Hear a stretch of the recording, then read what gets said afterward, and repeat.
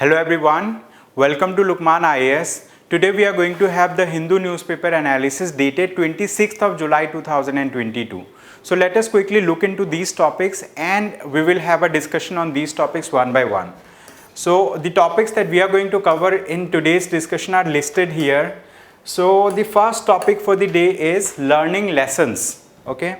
So in this article we are going to talk about like one of the health related things. Like we have discussed about COVID-19, but now like we are having another similar problem in the world, that is related to monkeypox. Okay, so some of the cases of monkeypox has been earlier reported in Kerala, but one of the cases reported in Delhi also recently. So like people are talking about like how to tackle the monkeypox, and the World Health Organization has certain things associated with how they tackle different diseases or pandemic across the world.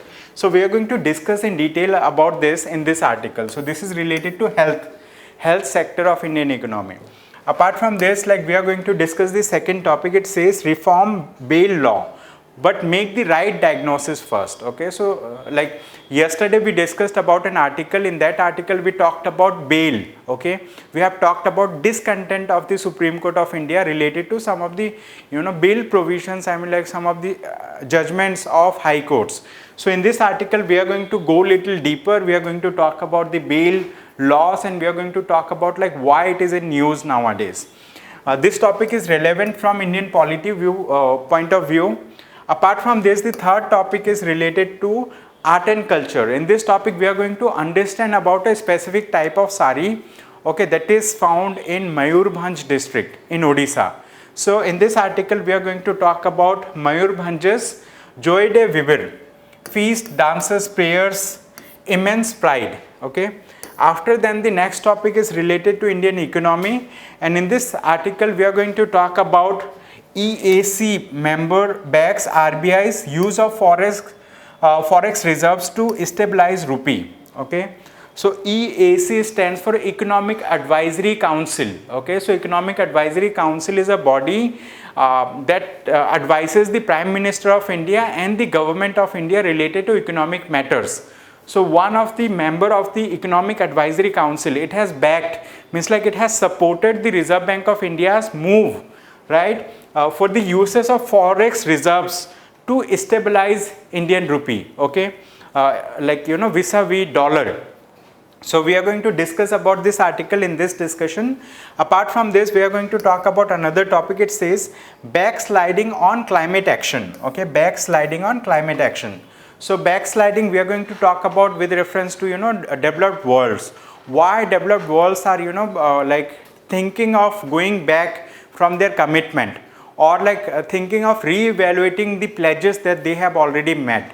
Okay, so we are going to discuss about this topic, and it is related to environment and ecology, and it is important like from the viewpoint of GS paper 3 of the mains exam. So with this, let us take these topics one by one. Okay, let's take these topics one by one. So the first topic is learning lessons. Okay, so you might be knowing that monkeypox cases are increasing day by day. Okay, and we are seeing like various instances of monkeypox being reported in different places in Delhi, in different places in Kerala, and like it may be reported in other states in India as well. So like if we talk about monkeypox, in this article we are going to discuss about like to which virus class, okay, or like to which kind of diseases monkeypox is associated, and we are going to talk about like whether it is a like global emergency like situation. I mean like how the World Health Organization should take this particular monkeypox, emergence of monkeypox. So here like in this article they have said learning lessons. India must step up research and prepare adequate defenses against monkeypox. Okay, so here learning lessons, why they have written the name of the article to be learning lessons, because like we have just come out of COVID-19 pandemic, and COVID-19 was an unprecedented kind of pandemic for India and the world. So like we have seen huge disruption in the economy, we have seen huge number of people dying because of COVID-19. The infection rate was increasing day by day. So we have learned lesson from the COVID-19, and the world has understood about how to tackle similar problems. So when it comes to monkeypox, the cases of monkeypox is increasing day by day in different countries, and also it has been reported in India. So this is the right time that we should step up, we should increase our R&D process, so that we can manufacture more vaccines, we can come up with solutions to tackle monkeypox. Okay, so that's why the article has been named as learning lessons. So if we talk about the World Health Organization, okay, see, World Health Organization is one of the largest organization in the world, that advises the entire world related to some pandemic kind of situation. So the World Health Organization for the second time in 2 years has declared a viral outbreak to be a public health emergency of international concern. Okay, so World Health Organization has already declared the viral outbreak, which is monkeypox, to be a public health emergency of international concern, which is PHEIC. Now 4 cases have been confirmed in India so far, and around 14,500 cases are there globally. So now monkeypox have triggered international consternation in a world that is yet to recover from the COVID-19 pandemic. Okay, so we have not yet recovered from COVID-19 pandemic. Now came the second kind of public health emergency of international concern. Okay, so how do we tackle that? So the author has mentioned that government of India must step up the R&D process. It should enable those companies that are doing research and development related to manufacturing of vaccines, and also help them in coming up with certain certain kind of vaccines related to monkeypox. So after a split verdict at the International Health Regulations Emergency Committee meeting on whether monkeypox deserves to be termed as PHEIC, it fell on WS directors and take a PH. So here they have talked about there was a meeting. There was a meeting of the World Health Organization, and in that in that meeting they had to decide whether monkeypox can be classified as public health emergency of international concern or not. So in this article we are going to talk about what do we mean by public health emergency of international concern. So if any particular disease, it spreads so rapidly that it creates concerns among the public health, among the people, public at large, related to their health. In that cases, World Health Organization categorizes such diseases to be PHEIC. Okay, following the declaration of COVID-19. So now the author is taking us back to how the COVID-19 was declared. Okay, how the COVID-19 was declared as public health emergency of international concern, and after then what has happened, the author is talking about those things in this article. And so here we need to understand that once such a disease is declared, so there are multiple grounds, World Health Organization declares after conducting thorough research. But in this article the author mentioned that so in the January month of 2020, the World Health Organization has categorized COVID-19 as PHEIC, means public health emergency of international concern. But after for 2-3 months, till April, it did not take any further steps. But by that time the number of cases has increased so rapidly that it became very difficult to manage such a situation.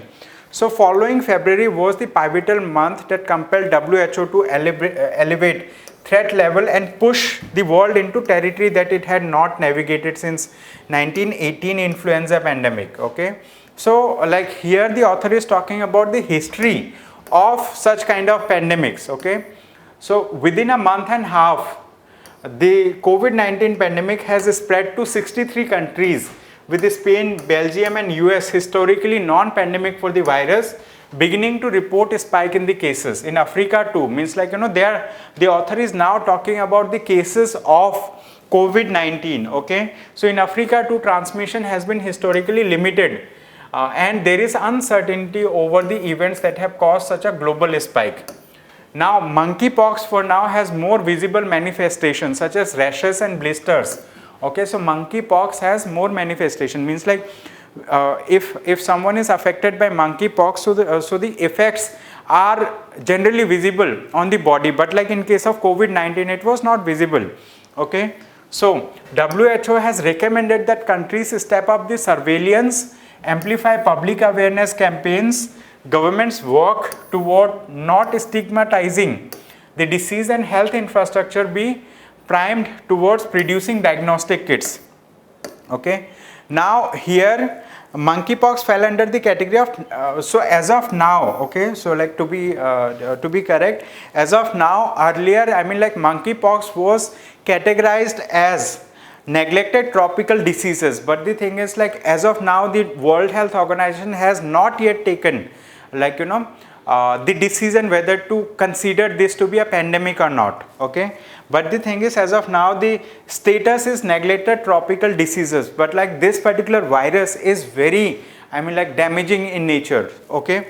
So related to the eradicated smallpox virus, monkeypox is suspected to have amplified due to reduced immunity against the smallpox virus. Indian labs and biotech companies must step up research and mine their arsenal to prepare adequate defenses if need arises, okay. So now they are talking about that what should Indian health companies do, right. They need to, I mean like step up their R&D activities so that like we can tackle the monkeypox like situation. Now with this we will talk about another topic. This topic is related to bail applications, okay. So bails are granted by courts of law, they are granted by high courts, they are granted by Supreme Court, and it is even granted by small district courts as well. So in this article we are going to talk about bail applications. Should we consider doing a reform in how the bails are being granted, okay. So recently, like yesterday, we discussed about an article where Mr. Azam Khan, I mean like there was a case against Mr. Azam Khan, and like his bail application was accepted by the courts, but like courts has given so many kind of what we say things to be done by Azam Khan, so that like his bail application is accepted, okay. So in this article the author has discussed in detail about what is we need to do. The author has discussed that we need to do more diagnosis, we need to identify like where is the problem before coming up with a solution, okay. So here reform bail law but make the right diagnosis first, okay. The author is saying we need to reform the bail law, but before this we need to come up with right diagnosis. So any reimagination of the law needs to examine the exact nature of what it is or what is causing large scale under trial incarceration. So what is happening nowadays, like if you go to any court of law, let's consider there is a person, so he has been arrested by police, okay. So now like police tries to send the people to jail, I mean like depends how they are considering a criminal to be. So like people apply for anticipatory bail in courts of law, they apply for bail so that like they can come out of the jail. So in many cases like in bail applications the courts require that particular person should pledge certain amount, pledge certain amount, or there are certain conditions associated with granting bail applications. But these conditions require, okay, these conditions has a presumption or a kind of presumption that the applicant of bail is a has property, okay, a person with property, a person with assets, okay. But like in majority of the cases it is not the exact thing. Majority of cases these criminals, petty criminals, or people who are under trials, okay, although they are considered innocent until proven guilty, but these people do not have any assets, or like they do not have any known people, I mean like known people who can support them, those people like who have assets, I mean like so many of these people who are assetless, those people who do not have their relatives who can support them, I mean like asset wise, so these people are languishing in jails, but at the same time like they are not able to apply for bail. Okay, even they apply for bail, the conditions for bail are such that like these people are not able to meet the conditions, so they still languish in jail, and it takes months for these people, I mean like to arrange for those kind of conditions, so that like they can come out of jail, I mean like through bail. Okay, so in this article they have discussed about like bail not jail kind of situation. So they have discussed like we should have a norm that will be bail not jail, I mean like people should be granted bail so that like jails are not overburdened. Okay, so in this article they have discussed about multiple cases. One of the cases, Satyendra Kumar Antil versus CBI. Okay, so recently the Supreme Court of India has discussed about the overcrowding of jails, and like in majority of the cases, over 75% of Indian prison population are under trials, while overcrowding in Indian prison stands at 118%. I mean like let's consider there is a capacity of 100 people, but like 118 people are there in the jail, and majority of them are under trials. Okay, so this is the thing. Now here like we do have a principle of presumption of innocence.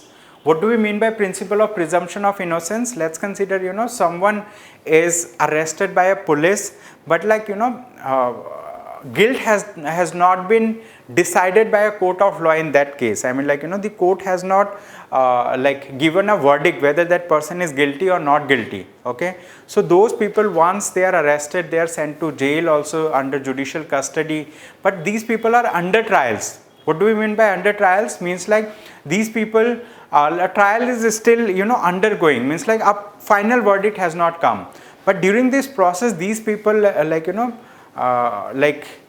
languish in jails. Okay, so now what we need to do, we need to try to bring out these people from the jails. Why? Because like bail application can be sought, I mean like these people can apply for bails, but like granting of bails is also associated with conditions, and many times the high courts are putting such conditions that are not, I mean like as per judicial precedents, I mean like they are very unique, they are what we say not as per like judicial sanctity, although like things like there is a gray line, what is right, what is wrong, but the thing is like any judgment that is given by a court of law is a judgment. Okay, that has to be upheld, but the thing is like whether courts are actually looking into the minute nitty-gritties, whether the under trial people have the capacity to fulfill those obligations that the judges are putting on the under trials. Okay, so this is the thing. So any reimagination of the law on bail needs to first understand the exact nature of the problem that results in large scale under trial incarceration. This assessment needs to be based on multiple parameters, and we have no real empirical evidence on how each of these impacts the issue. Okay, so here like in this article they have discussed in detail about the problems faced by under trial people. They are not having proper capacity to fulfill the requirement for bail. Okay, means like bail is also associated with conditions, so meeting those conditions itself becomes difficult for those people who are laborers, for those people who are assetless, for those people who do not have proper what we say those people who do not have proper known people who can support them. Okay, who can support them in cases of bail application. So this article goes deep and it talks about like there are lack of safeguards for those people who are assetless. So the thing is like the author has also given some example, like one of the example is fair trial program in Yerewada and Nagpur central prisons. So like in these prisons there was a fair trial program, and in that program like it was identified. Okay, the data is mentioned over here, like of the 2,313 people represented by fair trial program, 18.5% were migrant people. Okay, migrants means like they came from some other state, they were working in that state, but like they went to jail, but like now there is no one to support them come out of the jail. Then 93.48% did not own any assets. Okay, so more than 90% of these people, they did not have any assets. 62.22% did not have any contract with family. Then 10% had a history of previous incarceration. Okay, evidently a significant proportion from the sample would be unjustifiably excluded from the protections against arrest and contribution to the large proportion of under trial. So now they are talking about, you know, the apathy of the under trial people. The under trial people, I mean, like, you know, are at the mercy of the, I mean, like, you know, judicial things. I mean, like, if we have a reformed system, these people will get justice at a faster pace, and these people do not have to, you know, languish in jails, like, you know, during the time when the guilt is actually not proven.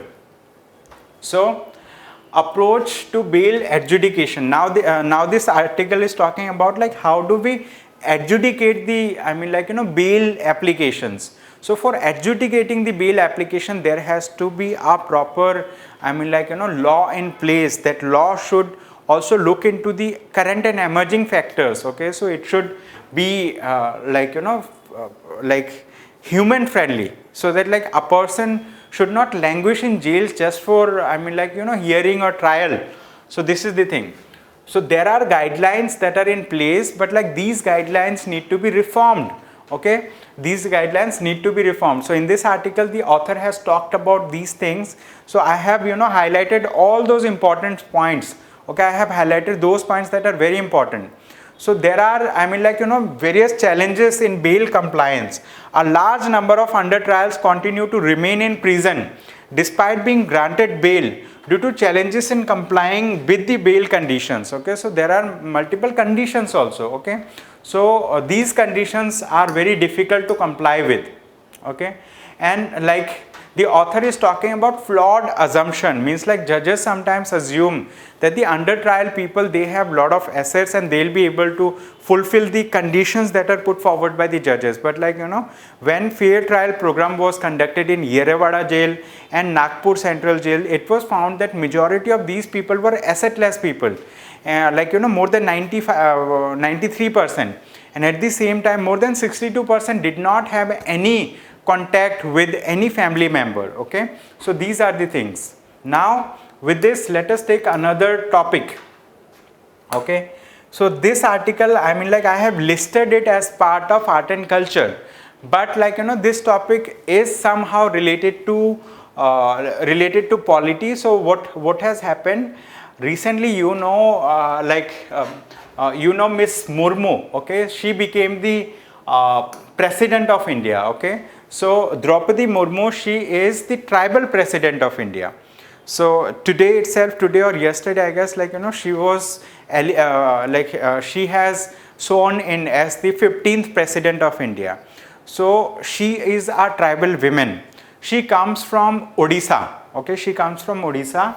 So like the village that she comes from, or the village where her husband lives, or the village, you know, where her family resides. Okay, in these villages in Odisha, there were huge celebrations. Okay, so here you can see the picture of, you know, women's, I mean, like, wearing their traditional attire, and they are celebrating the, I mean, like, celebrating the honor of, you know, having their own tribal person as the President of India. Okay, so this article is related to that, you know, the celebration of a tribal women becoming president.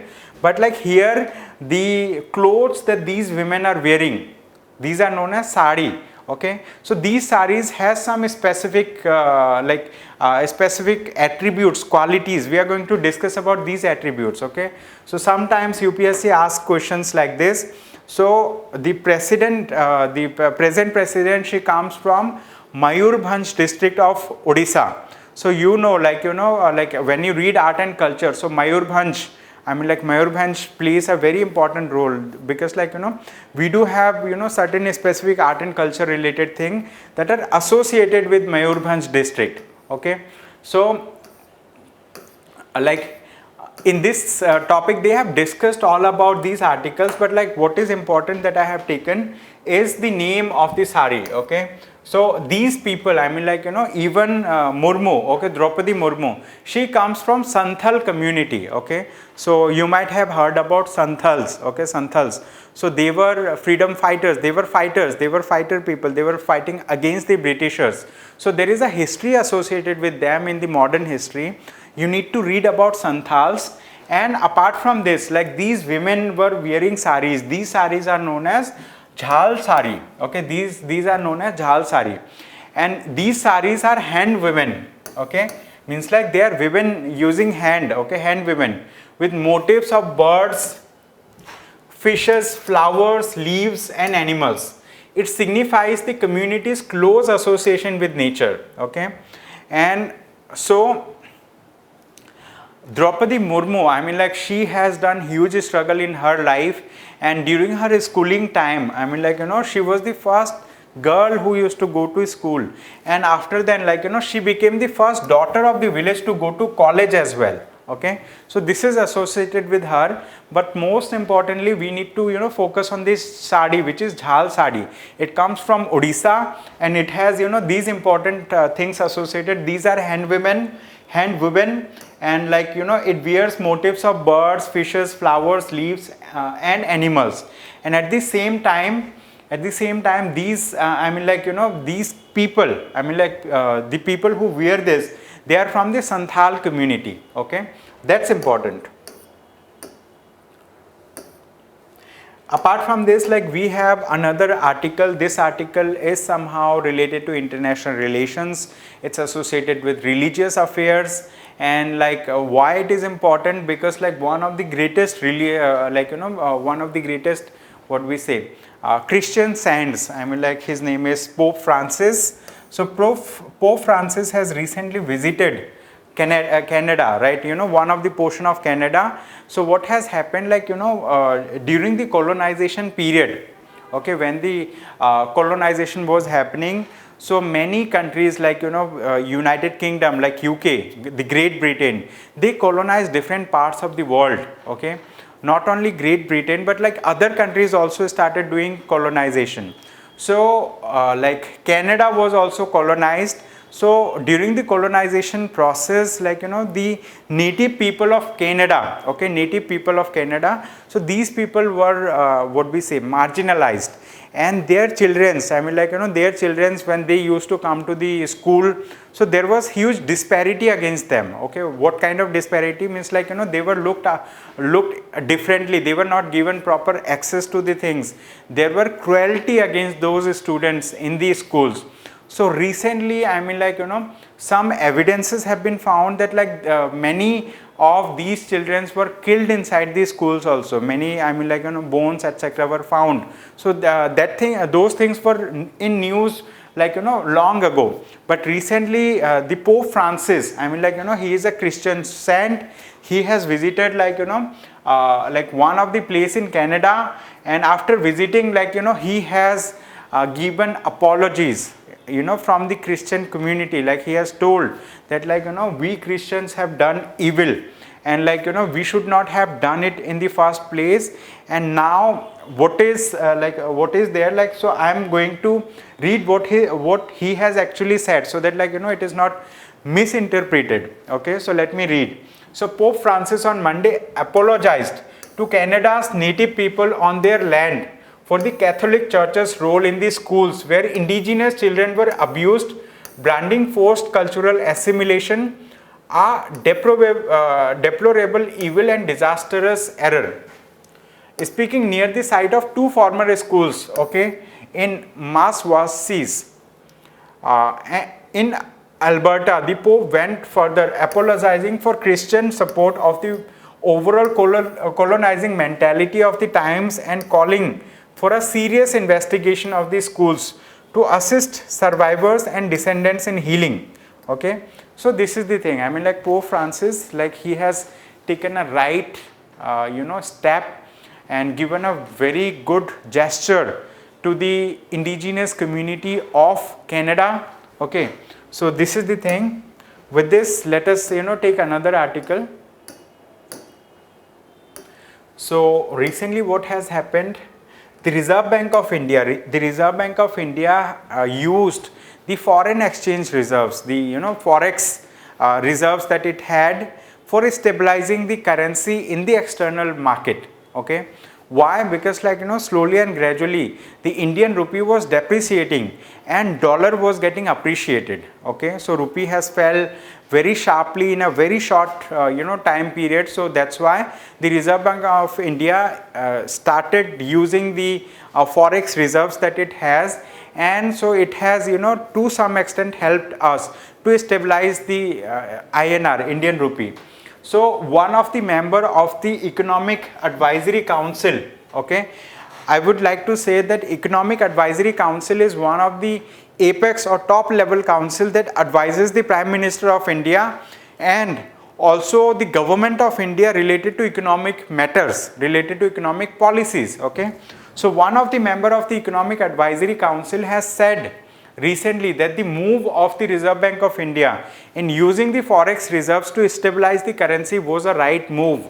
It was a right decision. Okay, so the decision of the Reserve Bank of India was supported by the Economic Advisory Council member. Okay, so now he has also mentioned that must sustain macroeconomic stability, allow cycle to play out. Okay, so these are the things. Longer term, we need to maintain overall macro stability and allow the cycle to play itself out. Okay, so this is the thing. And at the same time, the member of the Economic Advisory Council, he has mentioned that dollar is appreciating, the value of dollar is increasing in comparison to any other global currencies. So we should not be worrying much. Okay, we should just only think of bringing macroeconomic stability for Indian economy, and at the same time we should try to make our currency stronger. Okay, so we should not think so deeply about so many things. We should need to focus on how to stabilize our currency. And at the same time, he has pointed out the dollar is appreciating, its value is increasing day by day. Okay, this is the thing. So this is just a simple article, and this article is related to Indian economy. Okay, so after this we have another topic. This is topic number 5 for the day. In this topic we are going to discuss about backsliding on climate action. So what do we mean by backsliding on climate action? So recently what has happened, I mean many developed countries, like countries from the European Union, Canada, Australia, and also USA, right, Great Britain. So these developed countries had taken pledge for themselves that these countries want to reduce their emission level. They want to, become net zero emitters by the year 2050. So they have pledged so many things in different environmental environmental meetings. Okay, this is known as conference of parties.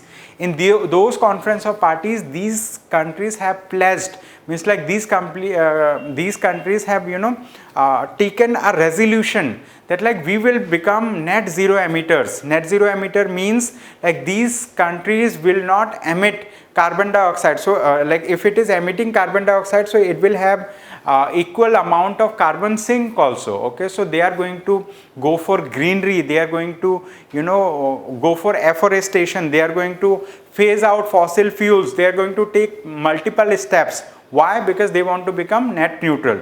Okay, so that was the pledge that was made by these countries. But according to the author, these countries are now thinking about reframing these policies. And why they are thinking about these things?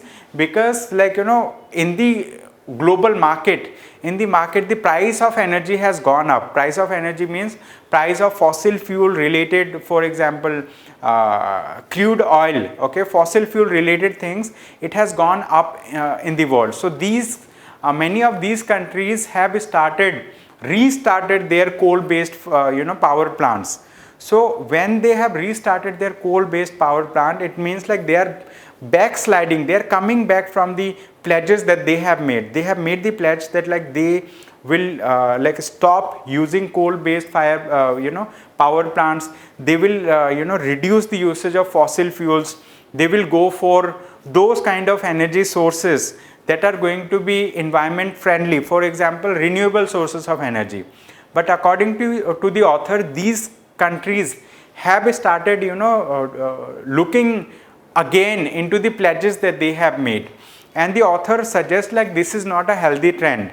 And at the same time the author says like India being a developing country, we have developmental needs, and like at this point of time we cannot directly go to become totally net neutral at this stage. So like India has rightly taken the pledge that like we want to achieve the net neutrality by the year of 2070.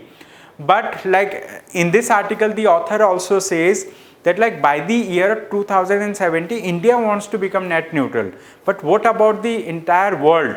So the author is saying that the the South Asian countries, or like the countries that are located on the eastern part of the world, these countries should move forward to bring this particular notion among the developed countries, that like we should target to become global net neutral instead of country net neutral. Country means like India is looking for becoming net neutral by this year, other countries thinking of becoming net neutral by this year. But instead of having this segregated thing, we should talk about global net neutral, that like how the world should come together to take a pledge for itself that like the entire world will become net neutral. Okay, so this is the crux of this particular article. So this is an editorial topic, it was there in the editorial discussion. So they have discussed about like recent moves of the United States of America. They have mentioned about Europe, Germany, Austria, like in Europe, Germany, Austria, Netherlands, and like the author has mentioned about many such many such countries that have taken multiple steps related to backsliding from their commitments, the commitments that they have already made. And at the same time the author is also talking about that like in the Bali summit. Okay, so the next conference of party is going to happen. So the last conference of party happened in Glasgow. There many countries have taken pledges for themselves. But like the author says that like Indian Prime Minister has taken very ambitious pledge on climate change last year in Glasgow at the conference of party. But in the next conference of party, okay, that is going to happen in Bali, Indonesia. So there the author is saying that we should think of bringing global net zero. Okay, we should think of bringing global net zero on June 7. So this is the thing. Apart from this, the author has mentioned about global peaking.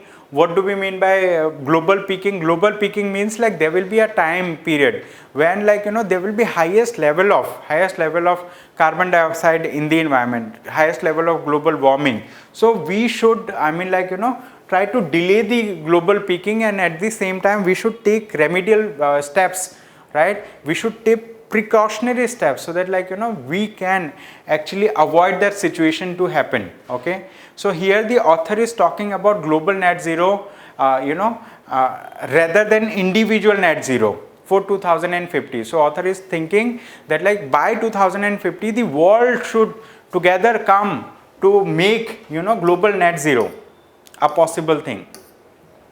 So that's all. In your free time you can go through these articles one by one.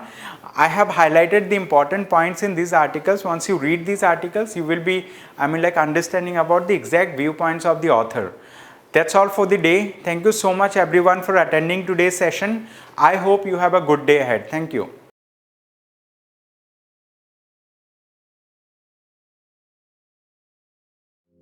Welcome to Lukmaan IAS. Study General Studies with Lukmaan IAS for building comprehensive knowledge. GS paper 2 and 4 will be taken by S. Ansari, and other papers will be covered by renowned faculties. Live classes are as effective as offline classes. The classes are highly interactive in nature. Your doubts and queries will be addressed, and there will be dictation of notes. In the last 10 years, Lukmaan IAS has set up a niche in the field of UPSC guidance.